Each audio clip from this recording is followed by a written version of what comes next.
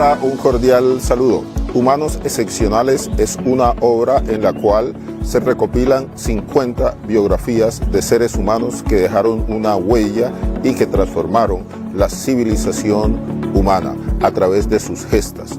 En la lectura de esta obra te podrás dar cuenta de los aspectos psicológicos, las preocupaciones de estos seres excepcionales que han contribuido sin duda alguna a que este sea un mejor lugar para vivir. Para adquirirla, la información la puedes obtener en la página web www.urielescobar.com.co o los teléfonos que aparecen en pantalla.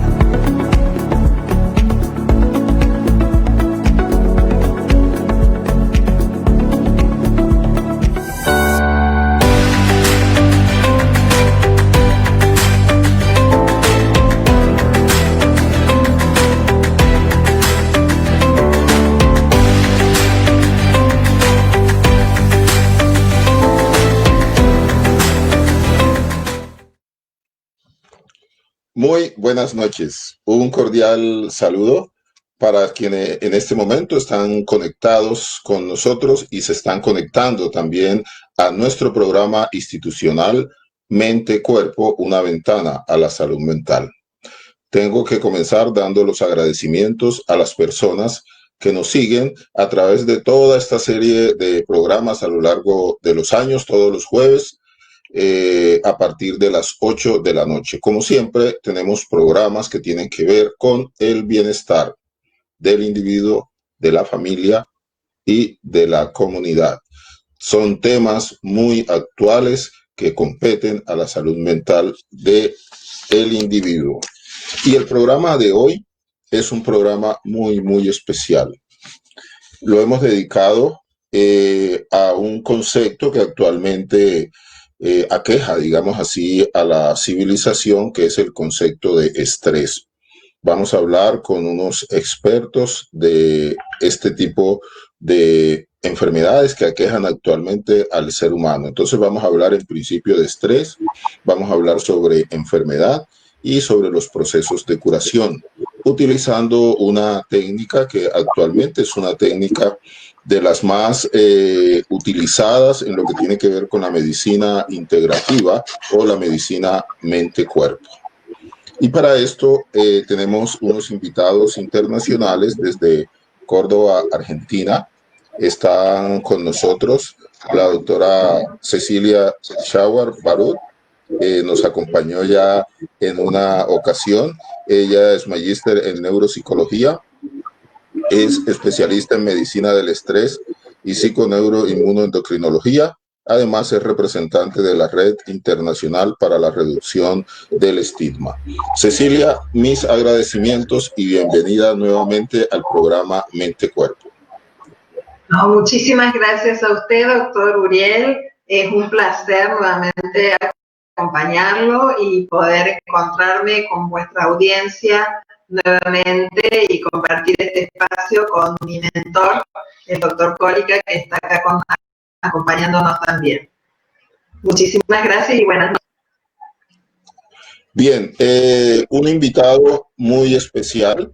Yo me siento muy honrado aquí también en nuestro programa Mente Cuerpo de presentar al profesor, ¿cierto? Hay que decirle lo que es, como al profesor Pablo Cólica. El profesor Cólica es médico clínico, especialista en medicina interna, experto en enfermedades relacionadas con el estrés y la psicoinmunoneuroendocrinología, el PINE. El doctor Cólica es reconocido por su trabajo no solamente en Argentina, sino a nivel internacional. Él tiene muchos discípulos, digamos así, en diferentes partes del mundo. Para mí es un verdadero honor, profesor, que usted nos esté acompañando en el día de hoy. Le doy los agradecimientos y bienvenido al programa Mente Cuerpo. Bueno, muchas gracias por la invitación y bueno, muchas gracias por la presentación, siempre un poco exagerada, digamos, ¿no? De todas maneras, quiero poner en conocimiento de toda tu audiencia que acá nosotros trabajamos en un ámbito de la Universidad Nacional de Córdoba, que es una universidad pública de acá de Argentina, y que es una de las dos universidades más antiguas de Latinoamérica, es decir, una universidad que tiene más de 400 años, o sea, es toda una institución en nuestro país, de la cual obviamente nos sentimos orgullosos y tratamos de hacer conocer esta situación. La ciudad de Córdoba es una ciudad de 1,5 millones, 1.800.000 habitantes, que ha nacido y crecido alrededor de esa universidad. Muy bien. Bueno, entonces, 3 temas que he planteado al inicio: estrés, enfermedad y curación. Vamos a comenzar con el estrés, Cecilia, como unas consideraciones relacionadas con el estrés para darle paso, por supuesto, al profesor Cólica. Bien, cuando hablamos de estrés, estamos definiendo mal la palabra, porque generalmente tiene un concepto negativo, en el sentido que es algo malo para la persona, y la palabra exacta tendría que ser distrés. El estrés es un mecanismo normal, adaptativo de los seres vivos que nos permiten ir acomodándonos a las situaciones cambiantes del ambiente, con lo cual es algo natural y saludable que nos permite crecer. Se transforma en distrés, en algo negativo, cuando una situación que en un momento determinado nosotros percibimos como peligrosa, no la podemos resolver en ese momento, es decir, en una situación aguda, y empieza a prolongarse en el tiempo y la empezamos a padecer. Entonces, una definición que a mí me gusta del distrés es padecimiento. Y el padecimiento de cada ser humano es tan subjetivo y tan individual como en sí mismo es el estrés. Y yo suelo hacer un paralelismo entre el estrés y las alergias, porque las alergias es una reacción exagerada de las mucosas ante un elemento que para ti es normal, pero que para mí no. En el estrés a nivel psicológico es lo mismo que la alergia a nivel físico. Algo que para ti puede ser normal y que lo atraviesas sin ninguna dificultad, para mí puede ser algo muy difícil de sobrellevar, puede ser algo que no sepa cómo afrontar y que lo padezca, que lo sufra a lo largo del tiempo. A eso es lo que consideramos distrés. Y el doctor Cólica, que es el que ha creado la definición que me parece perfecta, como mecanismo natural y adaptativo del ser humano ante una situación que uno percibe como peligrosa, y ahí la palabra clave es percepción, por eso yo decía que es altamente subjetivo lo que nos estresa a cada uno. Le doy la palabra para que él lo pueda expresar más técnicamente y desde su propia boca, que es el creador del concepto. Bien, el tema evidentemente tiene que ver con tratar de explicar de dónde surge todo esto, porque estrés es una palabra traída de la física, no es una palabra de la medicina, digamos, originalmente. En realidad se utilizó como un concepto de una posibilidad de resistir a las presiones que tienen ciertos materiales, o sea, la capacidad de ciertos materiales de resistir a las presiones. Se trajo ese concepto a la medicina para describir lo que ya se conocía como síndrome general de adaptación, que es lo que decía Cecilia recién, es decir, la forma de adaptarse que hemos tenido los seres vivos, la forma de adaptarnos a las distintas vicisitudes que se van suscitando durante el crecimiento, durante el desarrollo de la vida, tanto a nivel individual como a nivel de las especies. Entonces, ese síndrome general de adaptación, que ahora comenzó a llamarse estrés hace alrededor de 100 años por Hans Selye, que fue quien describió todos estos fenómenos, se caracteriza por ser una reacción sistémica, es decir, no reacciona a una parte del organismo, sino que reacciona todo el organismo en conjunto, por eso es una reacción sistémica, es una reacción que es instantánea, es instintiva, ni siquiera pensamos cuando nos enfrentamos frente a un peligro, algo que pone en peligro nuestra integridad, sea física o psicoemocional, vamos a reaccionar de esa forma, instintivamente, de manera sistémica, de manera instantánea y de manera automática. antes de darnos cuenta ya hemos reaccionado ante esa situación. Poco después vamos a poner en juego todas nuestras capacidades cognitivas y vamos a analizar cuál es la causa de este posible peligro, lo vamos a evaluar, ya entramos a hacer funcionar nuestra esfera cognitiva y entonces de la evaluación de la magnitud del problema, de las estrategias que ya podemos tener incorporadas para hacerle frente, vamos a darle entonces un contexto a todo esto y hará que realmente le atribuyamos gran importancia o nos demos cuenta que es poco importante, entonces vamos a poder disminuir esa reacción de estrés, hacerla desaparecer, o cuando el problema es un conflicto grave que vuelve a repetirse o se mantiene en el tiempo, la reacción de estrés entonces no va a terminar, va a permanecer y esto va a significar una serie de problemas para el organismo. ¿Por qué? Porque esta reacción de estrés se produce básicamente a través de la activación de distintos sistemas.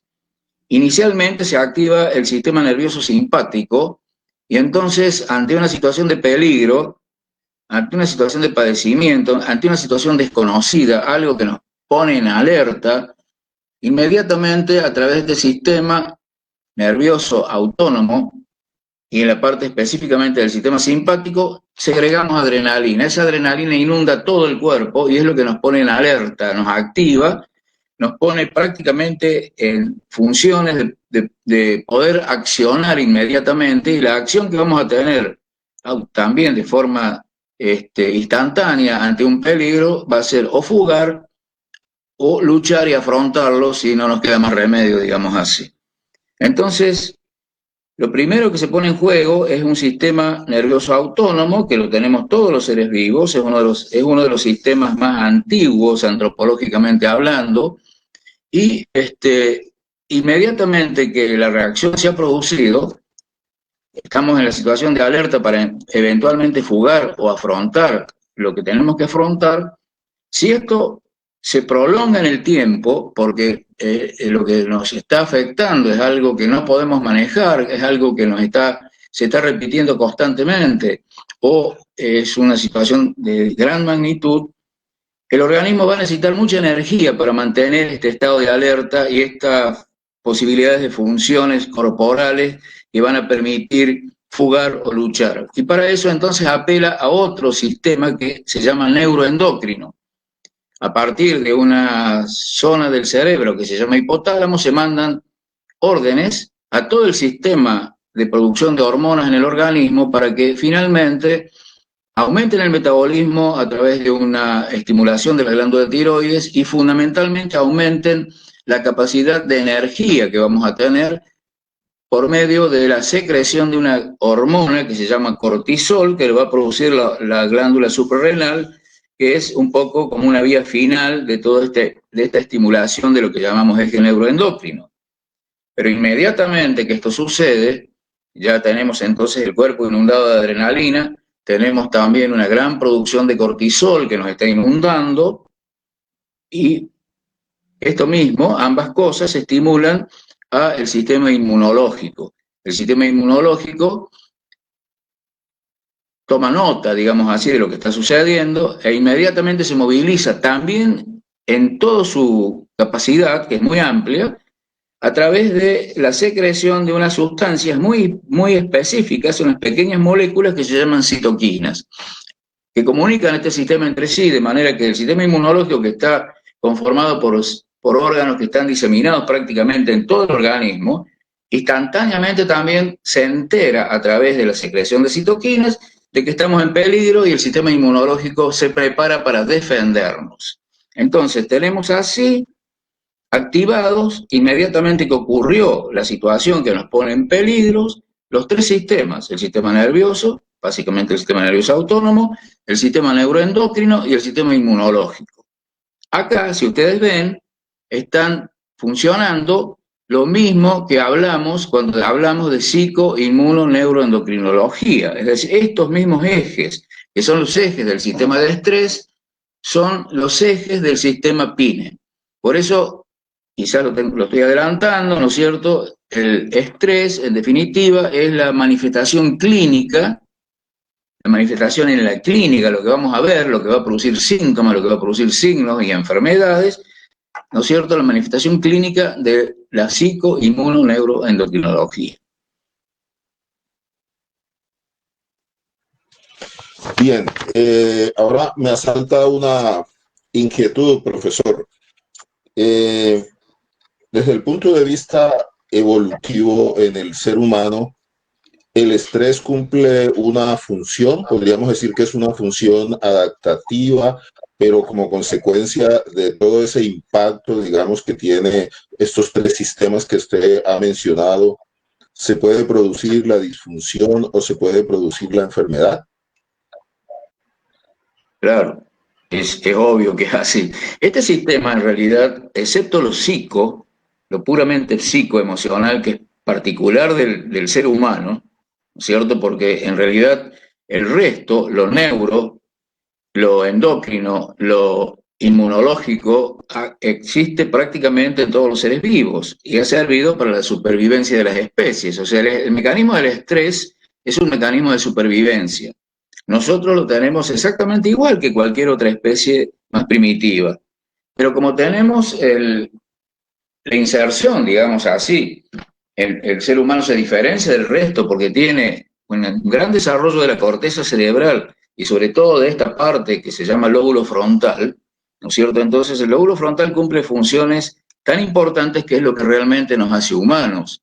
Bueno, esto es lo que hace que nosotros, los seres humanos, tengamos muchísimas capacidades que las demás especies no tienen. Bueno, todo lo intelectual, todo lo emocional, etcétera, reside allí, los aprendizajes, la capacidad de enseñar, e incluso la verbalización, la capacidad de comunicarnos, de verbalizar, etcétera. Todo esto funciona básicamente por la corteza cerebral y básicamente por el lóbulo prefrontal, ¿no es cierto?, que nos hace, como digo, nos hace humanos. Pues bien, entonces, acá se incorpora como causa de estrés una serie de situaciones que que los demás especímenes que existen en nuestro planeta no lo tienen, ¿no es cierto? Nosotros vamos a poder sufrir o ponernos en peligro o creer que estamos en peligro simplemente porque nos imaginemos. Ningún animal imagina. Simplemente porque sabemos que vamos a terminar, que nuestra vida va a terminar. Nosotros sabemos que hay futuro, que en el futuro vamos a morir. Eso es exclusivamente humano. Un animalito en general no sabe que hay futuro, viven en el presente continuo. La imaginación, la futurización, la capacidad de asumir los problemas de los otros, los problemas de la empatía, todo eso hace que nosotros tengamos una cantidad de procesos que ya son puramente, digamos, mentales, que van a poder producirnos estrés, ¿no es cierto?, sin que otras especies lo tengan. Eso es particularmente nuestro y hace que tengamos una vulnerabilidad demasiado grande ante múltiples situaciones que nos toca vivir todos los días e incluso tenemos mecanismos que nos informan a través de estos sistemas que yo más o menos esbocé recién, a lo cual se agrega un mecanismo nervioso a través del nervio vago que informa todo lo que pasa dentro de nuestro organismo.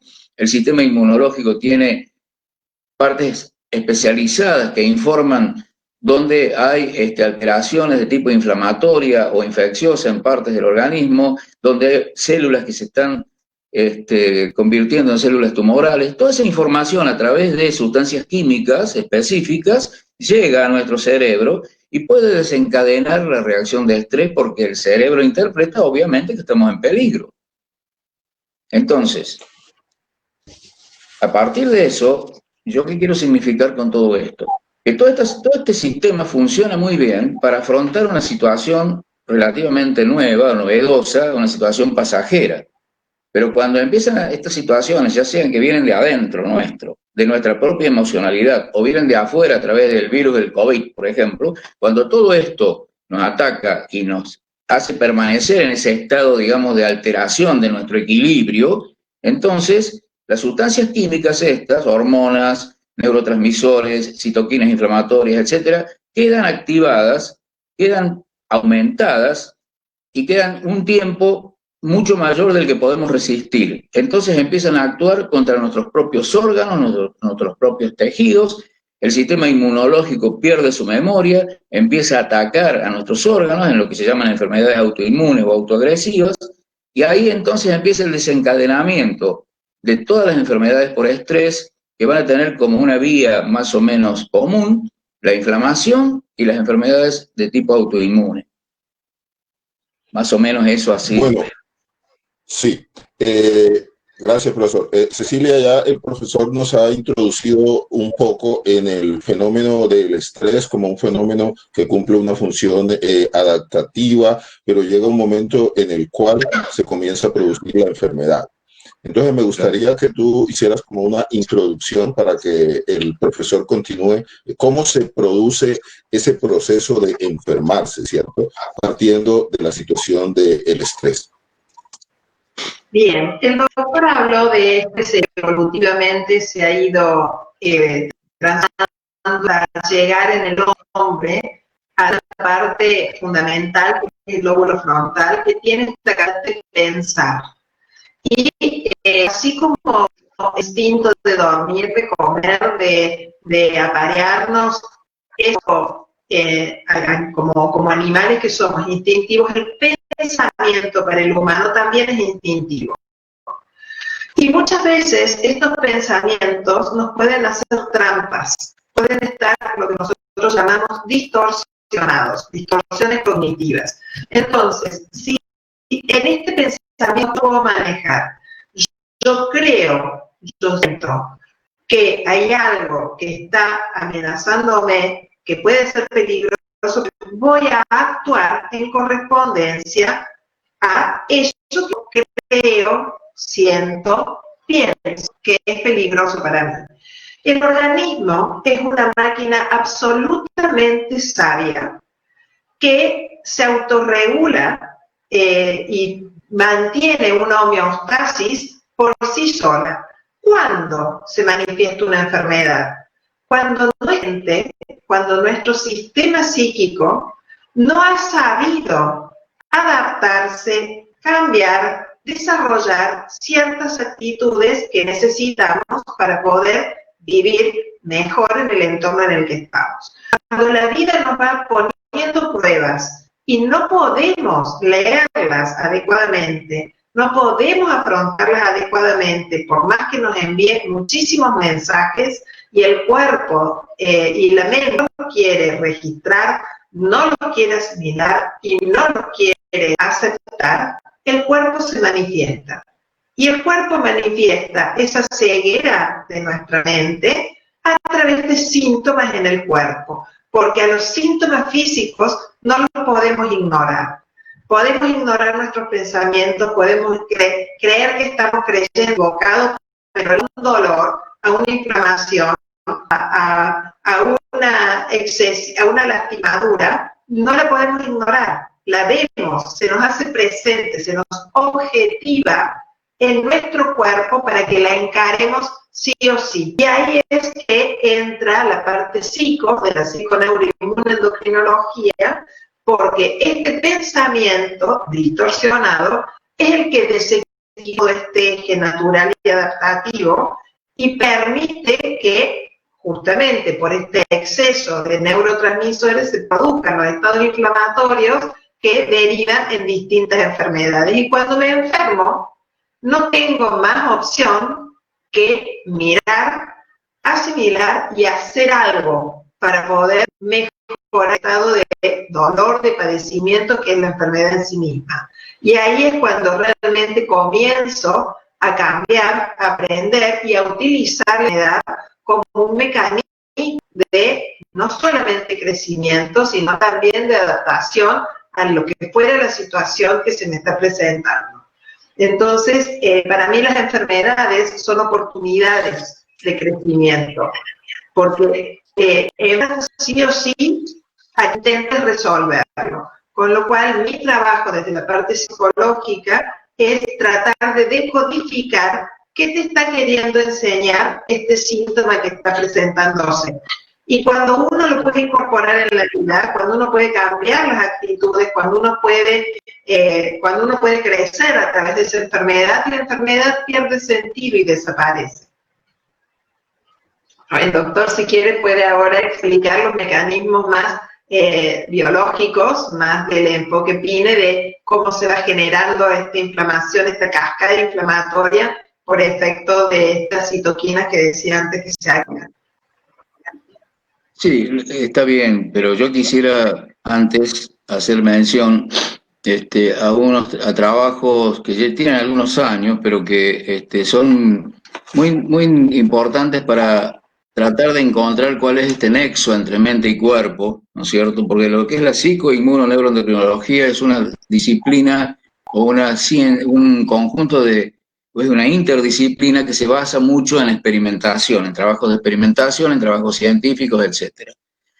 Y hay ciertos aspectos que todavía quedan, por supuesto, por dilucidar y que no son del todo explicados. Y me quiero referir específicamente a cómo esta incógnita de cómo un pensamiento, una emoción, una situación de padecimiento puede transformarse de algún modo en moléculas que vayan a activar sistemas que nos enferman, ¿no es cierto? Bueno, eso fue un motivo de trabajos muy especiales de una médica que lamentablemente falleció relativamente joven, que se llama Candace Peart, ¿no es cierto?, que escribió un libro que se llama Moléculas de la Emoción, que es muy interesante, y que esta investigadora, era investigadora básicamente en farmacología, había formado parte y fue una de las principales descubridoras de los receptores a opiáceos del cerebro. Sí, los receptores que ocupa, digamos, el opio, la morfina, etcétera, y sustancias propias que nosotros fabricamos en distintas circunstancias que se llaman endorfinas, de manera genérica, y que tienen como objetivo calmar el dolor, calmar el sufrimiento. Bueno, ella se trabajó, digamos, fue candidata a premio Nobel junto con su equipo por este descubrimiento muy importante, y ella se preocupó mucho por tratar de encontrar explicaciones de por qué todos estos fenómenos de orden psicoemocional se transforman, digamos, en enfermedades. Entonces postuló y demostró en muchas oportunidades que los neuropéptidos, que son unas sustancias químicas, son pedacitos de proteínas, para decirlo de alguna manera, que se forman, ¿no es cierto?, en distintos órganos y sistemas ante situaciones de estrés. Estos neuropéptidos viajan por todo el organismo y ocupan receptores que se llaman, digamos, serían como llavecitas que van a ocupar cerraduras que están en los distintos órganos, los distintos tejidos, en el propio cerebro, en el resto del sistema nervioso, ¿no es cierto? Entonces ella dice que ante una situación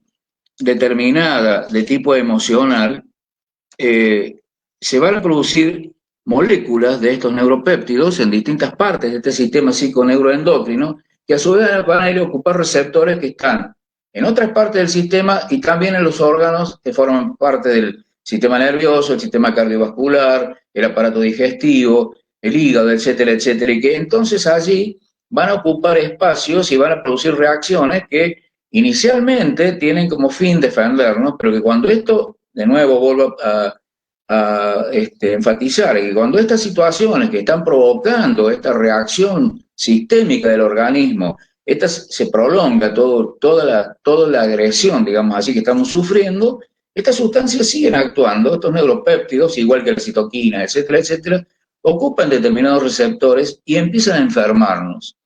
Claro, allí existe algún prototipo, digamos, previo, que puede tener que ver con algo genético, que haga que ciertas partes de nuestro organismo sean más vulnerables que otras, y entonces las enfermedades se canalicen hacia uno u otro lado, pero creo que el hecho de poder entender de que una situación de orden mental, digamos así, para decirlo de alguna manera, para que se entienda, ¿no es cierto?, puede desencadenar fenómenos biológicos a través de la formación de biomoléculas que van a actuar en distintos órganos y sistemas.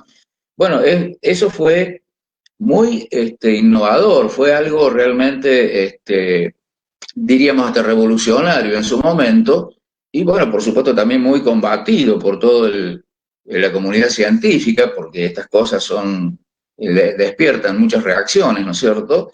pero que da pie también a pensar de que así como ha habido situaciones de orden emocional que pueden llevar a la producción de estas sustancias que luego alteran los órganos y sistemas, también nosotros podríamos, y de hecho podemos, ¿no es cierto?, a través de un cambio importante en nuestro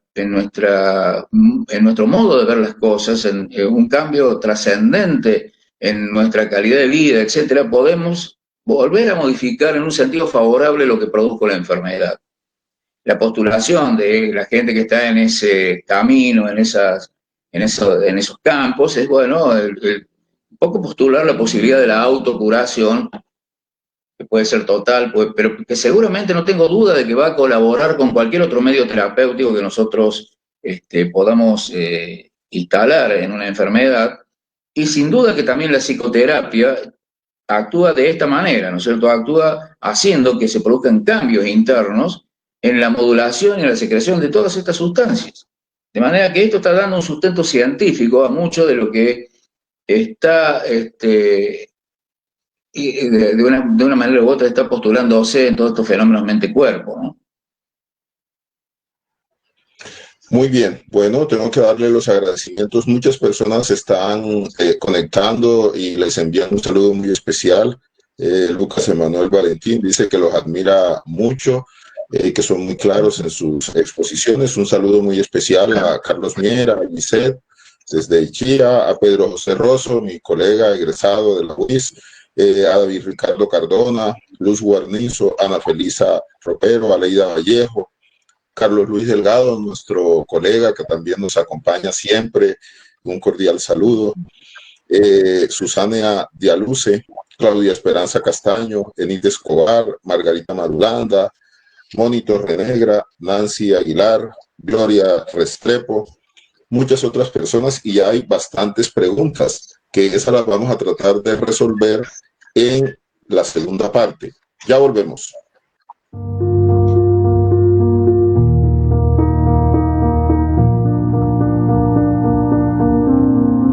Hola, un cordial saludo. En los últimos días en nuestro país se vio conmovido por la muerte desafortunada de Juliana Giraldo, que fue a manos de un integrante de las fuerzas militares. Esto ha provocado repudio en muchas partes del país, manifestaciones de apoyo a la familia de la víctima. Pero dentro de toda esa cantidad de noticias que se están dando en los últimos días, hay una que quiero resaltar y que es muy importante, y fue ese encuentro que tuvo la familia de Juliana con la familia del soldado, en los cuales en un abrazo se reconciliaron, se dieron el perdón. El perdón es fundamental, y especialmente en la situación que está viviendo nuestra amada patria, con tantas masacres, con tantas muertes, con tanto dolor. La violencia se combate no con más violencia, sino con tender la mano, con el perdón, con reconocernos en la diferencia. Pienso que de todo esto es un acto hermoso de reconciliación. Hacia allá debemos dirigirnos como país. Que estés muy bien.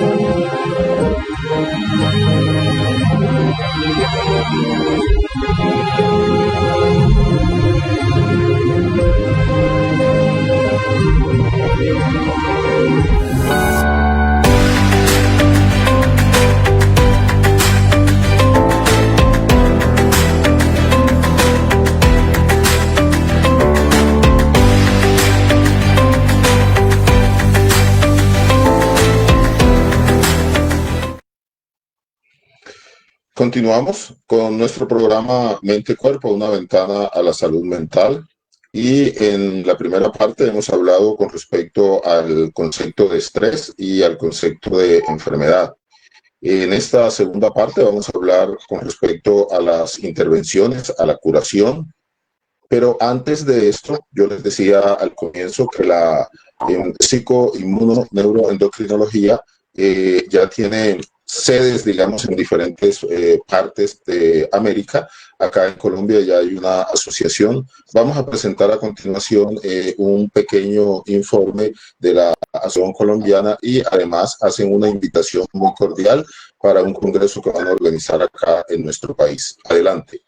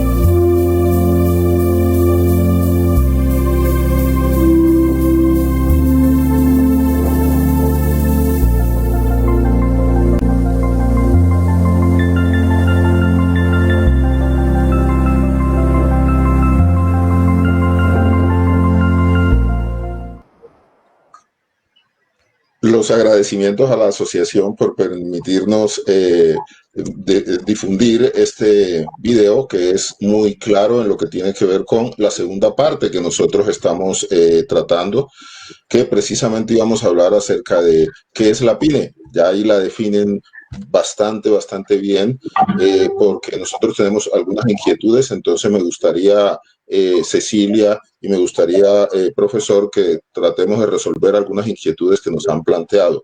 El doctor David Ricardo nos hace la siguiente pregunta de una manera muy textual. Teniendo en cuenta los efectos deleterios en la armonía del sistema inmunoendocrino, ¿qué efectos tiene el estrés celular crónico sobre la expresión génica y sobre la mitosis celular? Bueno, es una interesante pregunta sin duda, porque esto está muy en boga hoy en día y tiene relación entre estrés y cáncer, digamos así, ¿no es cierto? Entonces, en principio, desde el punto de vista celular, siempre hay que pensar voy a tratar de explicarlo simplemente. Si es un colega que me entienda, que bueno, que es una explicación para todo el público, pero en cada célula del organismo, por efecto fundamentalmente de este desorden del equilibrio homeostático, se va a producir un ensamble de proteínas que va a formar un cuerpo que se llama inflamosoma. A partir de allí, ese inflamosoma produce lo que se llaman citoquinas inflamatorias. Básicamente, interleuquina 1 y 6 y factor de necrosis tumoral. Bueno, esto es técnico, pero de todas maneras, a partir de allí comienza el proceso de la inflamación. La inflamación que se va a producir es, en la medida que el estrés se prolonga o se produzca lo que dice Cecilia como distrés, esa inflamación va siendo larvada, silenciosa, pero progresiva, y va conformando un estado que se llama de inflamación sistémica inespecífica de bajo grado. Para que nos ubiquemos, ahora que estamos con esta epidemia de COVID, en general la gravedad de la enfermedad y la posible muerte se debe a lo que llaman tormenta de citoquinas, es decir, es una inflamación inespecífica, sistémica, pero de alto grado y que puede producir la muerte. El estrés crónico lo que va a producir es una inflamación inespecífica, pero de bajo grado, que va a ir produciendo un síndrome inflamatorio y un síndrome metabólico. Sobre esa situación de inflamación se van a producir cambios a nivel de las células que van a afectar la reparación del ADN, ¿no es cierto? Y se van a producir cambios a nivel del sistema inmunológico que van a afectar cierto tipo de linfocitos que se llaman citotóxicos o natural killer, que son los que destruyen las células tumorales. Entonces, la falta de reparación del ADN va a ir produciendo una alteración en la muerte celular. Las células se vuelven inmortales, se reproducen inadecuadamente, se forman los tumores. Y la pérdida de la capacidad del sistema inmunológico por deficiencia de cierto tipo de linfocitos que destruyen las células tumorales va a llevar a que el cáncer progrese. Este es el mecanismo por el cual hay una vinculación entre estrés y cáncer. No podemos decir que es lo único que lo produce, pero sí sabemos de que actúa provocando que haya una gran progresión de la enfermedad y fundamentalmente también actúa mucho en la producción de reactivaciones, metástasis, etcétera, etcétera. Es decir, el estrés es un factor de riesgo muy importante para muchas enfermedades y entre ellas también a todas las enfermedades oncológicas. Cecilia, Claudia Esperanza nos pregunta, Castaño nos pregunta, ¿el estrés puede generar pérdida de peso sin causa aparente? Sí, o sea, el estrés puede generar una variable increíble de cualquier manifestación sintomática. Volvemos a repetir lo mismo, o sea, nuestras células, que es lo que comentaba recién el doctor, están programadas para funcionar de una determinada manera. Nuestro organismo está programado para tener una masa corporal que nos permita tener la energía necesaria para poder actuar, para llevar las actividades cotidianas de la vida. El que adelgacemos de repente cuando estamos pasando por una situación de estrés puede ser usual, como que engordemos muy de repente también por una situación de estrés. Esto es porque nuestro organismo se apega más o menos a la vida y los alimentos, los nutrientes, no solamente nos permiten tener energía. El incorporar por demás alimentos es una necesidad de mundo para poder llenar mi vacío, y al revés. Cuando adelgazo demasiado es porque estoy gastando mucho más energía de la que estoy consumiendo y que en realidad el apego que tengo a la vida es escaso. Generalmente cuando hay procesos depresivos, muchas veces también se baja, puede que uno baje 10 kilos en una semana, o sea, de forma muy abrupta, porque no está pegada a la vida, porque la alimentación pasa a ser secundario y el seguir manteniendo la autoexigencia cotidiana de la vida hace que sigamos con un ritmo demasiado acelerado. Hay un concepto que yo quiero rescatar, que es el de epigenética. El doctor hablaba de los genes y de cómo estos se van modificando y cómo se van expresando, y el concepto de epigenética tiene que ver con la modificación de estos genes de acuerdo a la interacción que uno tenga con el ambiente, con el ambioma que se llama. Entonces, así como el cáncer es una manifestación de una modificación, de una desprogramación de un gen, de aquello para lo que estaba originalmente programado, así igual, y es negativo para el organismo, de igual manera, epigenéticamente también nos podemos sanar. Entonces, así como el cuerpo se enferma, el cuerpo también por sí mismo y por influencia de nuestra mente se puede sanar. Y esto es modulando el modo en que yo actúo, interactúo y me acomodo al entorno en el que vivo. Muy bien, bueno, vamos a responder una última inquietud, profesor, para continuar con la última parte que tiene que ver con respecto a la medicina del estrés, la PINE, y cuáles son las enfermedades en las cuales se ha demostrado desde el punto de vista científico que hay un mayor efecto benéfico para las personas. Atena Alín desde México nos dice lo siguiente. Saludos, pues, desde México. Qué maravillosa forma de explicar la relación de las emociones y la enfermedad. ¿Podrían hablar algo sobre la distonía focal? Distonía focal. Sí. Sí. Si se refiere a una distonía desde el punto de vista muscular, es lo que yo conozco. No sé si se refiere ¿Correcto? a eso, ¿no? Sí. Bueno, correcto. Pues en realidad, si es una distonía focal, mi interpretación, ¿no es cierto?, sería que eso entraría dentro de una miositis localizada. Y estamos hablando de nuevo, ¿no es cierto?, hablar de miositis, estamos hablando de dos cosas, de inflamación de alguna manera y de una probabilidad de una, se llaman conectivopatías mixtas, es decir, una reacción autoinmune que esté atacando el colágeno que envuelve a los músculos. Es decir, una fascia que es muy específica de los músculos. Es decir, yo no sé si se refiere a eso, ¿no? Correcto, sí. Esa es también la interpretación que yo le doy. Bueno, entonces, profesor, nosotros cuando hicimos la convocatoria hablábamos de medicina del estrés y hablábamos con respecto a la PINE. ¿Hay alguna diferencia, el enfoque? ¿Qué podemos hablar sobre estos dos conceptos? En ambas cosas se refieren en realidad a una forma de medicina, llamémosle integrativa, que trata de volver al estudio, investigación y tratamiento de la persona en su conjunto y no de una parte o de un aparato. No tenemos nada contra las especialidades, creemos que las especialidades son muy importantes y en algunos casos se refieren muy bien al manejo de la tecnología, que debe estar en manos de gente muy especializada. Pero cuando nos enfrentamos frente a la persona con un problema de salud, nos estamos enfrentando a la persona, estamos interactuando con la persona y no con el síntoma ni con el presunto órgano enfermo.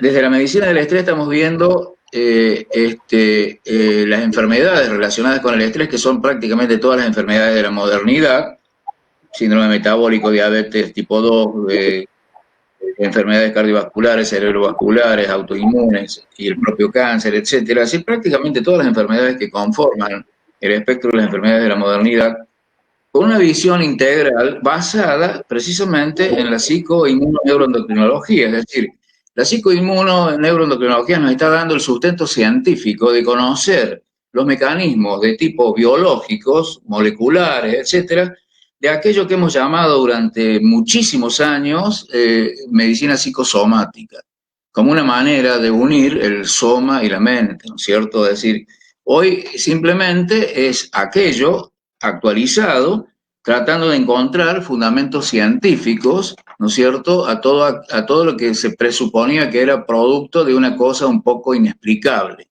¿no es cierto? Le puedo poner un ejemplo elemental, digamos así, ¿no es cierto? Desde la medicina china, durante milenios, digamos, se ha utilizado la acupuntura.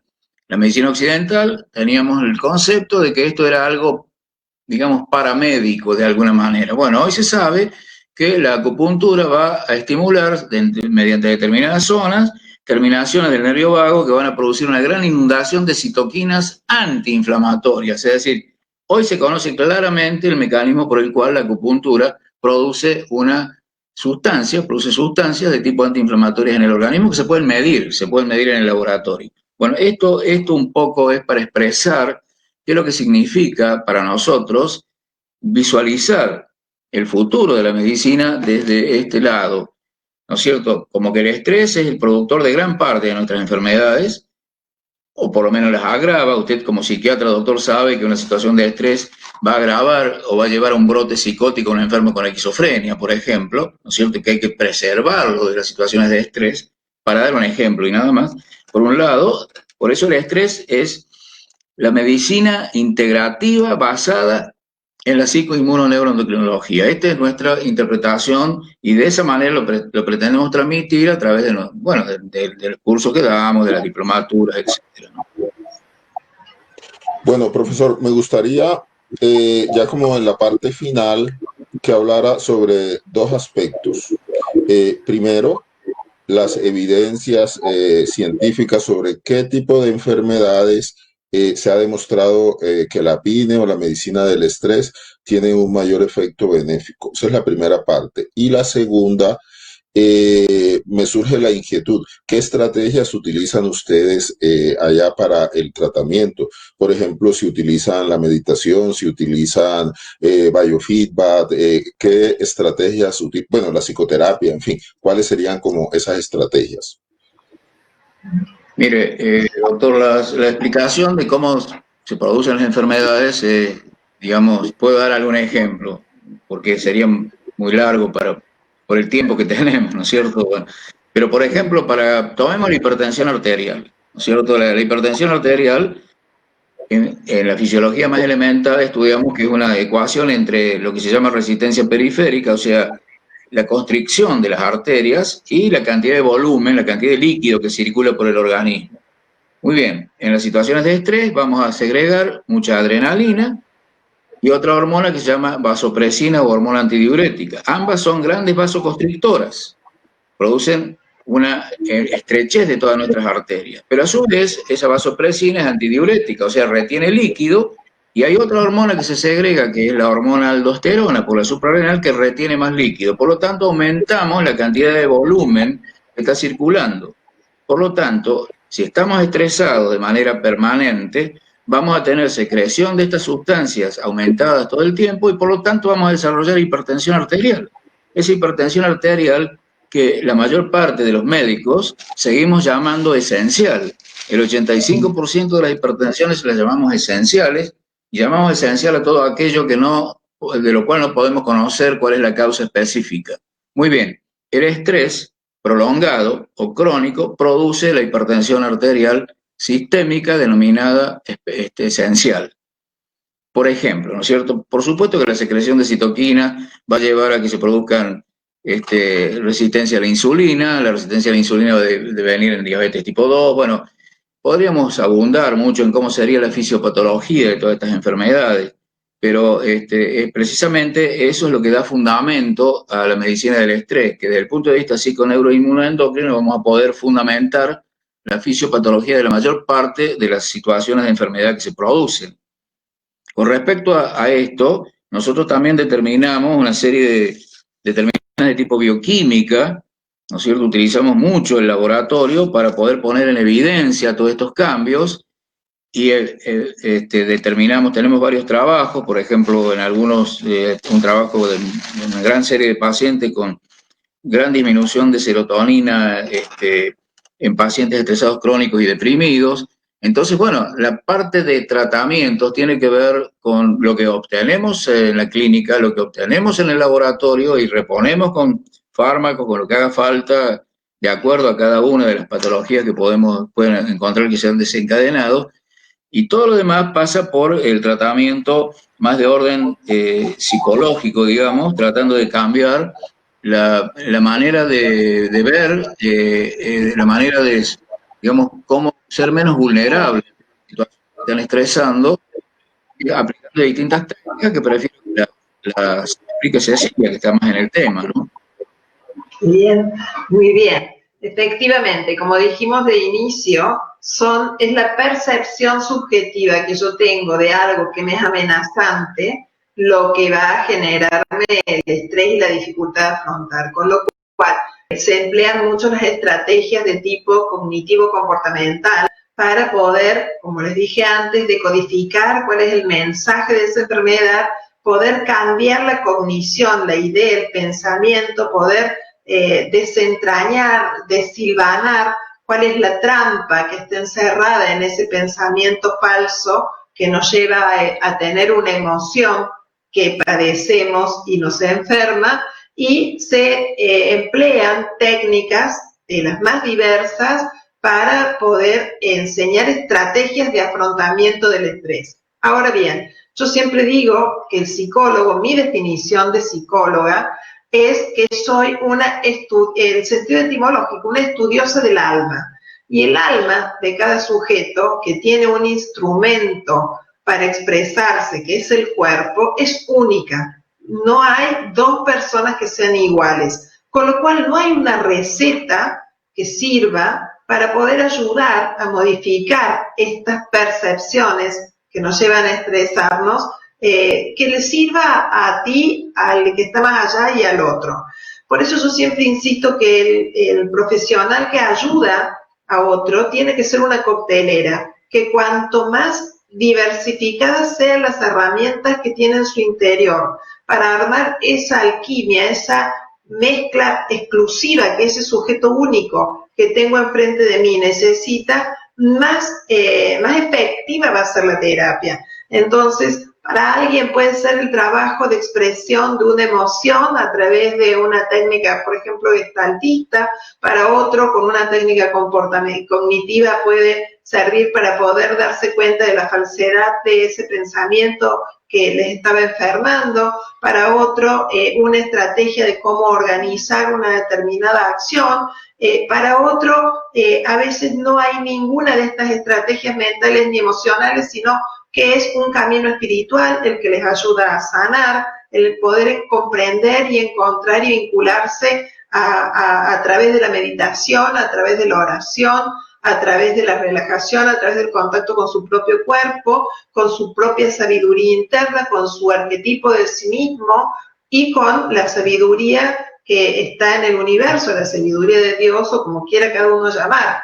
Entonces, la forma de abordaje, este abordaje integral que no es solamente cuerpo, es ambiente, es familia, es sociedad, es espíritu. El modo también de ayudar es mirando todas estas variables que entran en juego en este ser humano único que tengo enfrente.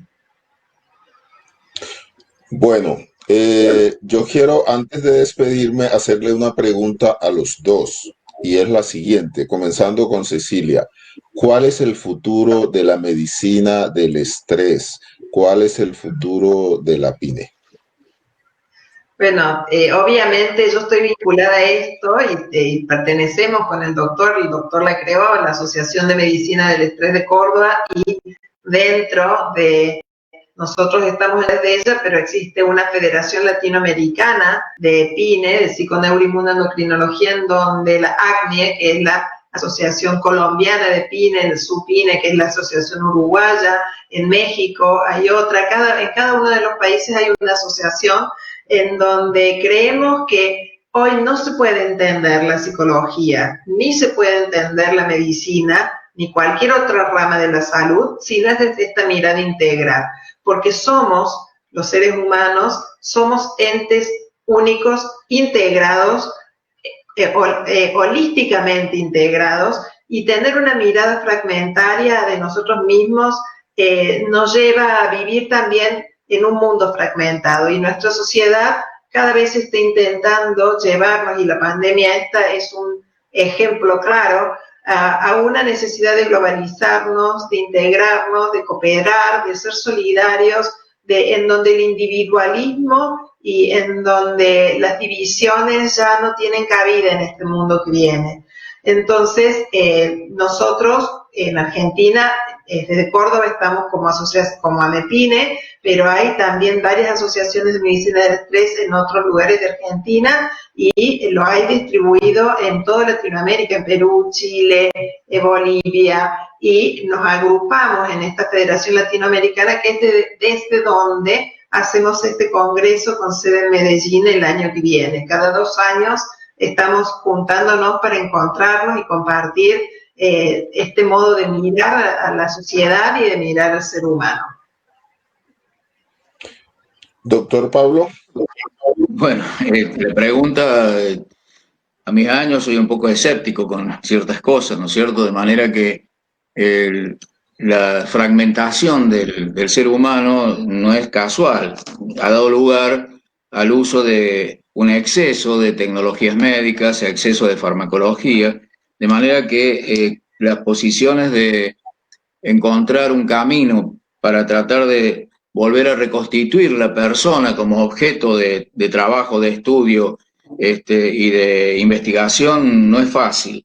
No obstante, usted, por las conversaciones que hemos tenido y por lo que he escuchado de usted, tiene claro de que las personas en general están buscando una nueva forma de ver el problema de la salud, de su propia salud, porque de alguna forma, de alguna manera se está viendo que ciertas conductas que han tenido quienes dirigen la salud en el mundo nos han llevado a un cierto fracaso, ¿no es cierto? Es decir, nadie le está dando importancia o se le está dando poca importancia a lo que significa, por ejemplo, frente a esta pandemia, las deficiencias del sistema inmunológico. Creo que esta pandemia nos afecta en función de cómo está nuestro sistema inmunológico en mayor o menor grado. Y eso tiene una relación directa con el estrés. El estrés, una de las cuestiones que claramente produce, esto dio origen a la psicoinmunología hace muchos años, es deficiencia o inmunodeficiencia o inmunosupresión. Entonces el estrés, en principio, y sobre todo el estrés psicosocial que estamos viviendo en el mundo y en Latinoamérica especialmente, está condicionando que esta pandemia acá tenga más terreno fértil que en otros lados, porque nuestros sistemas inmunes están muy vulnerables, porque vivimos estresados. Y esto también hace que tengamos una mayor proporción de enfermedades relacionadas con el estrés.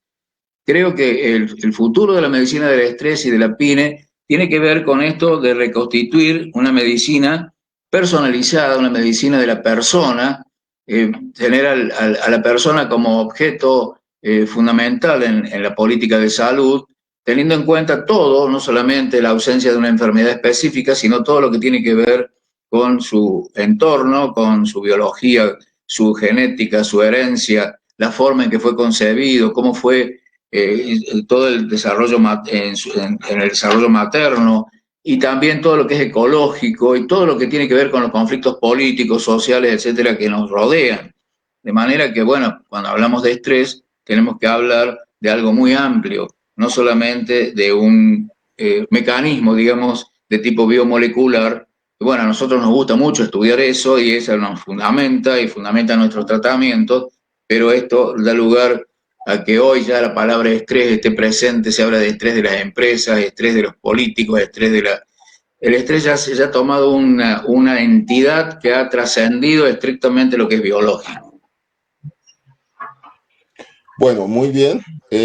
Vamos a hacer un corte y volvemos para la despedida de nuestro programa. Hola, un cordial saludo. Humanos Excepcionales es una obra en la cual se recopilan 50 biografías de seres humanos que dejaron una huella y que transformaron la civilización humana a través de sus gestas. En la lectura de esta obra te podrás dar cuenta de los aspectos psicológicos, las preocupaciones de estos seres excepcionales que han contribuido sin duda alguna a que este sea un mejor lugar para vivir. Para adquirirla, la información la puedes obtener en la página web www.urielescobar.com.co o los teléfonos que aparecen en pantalla.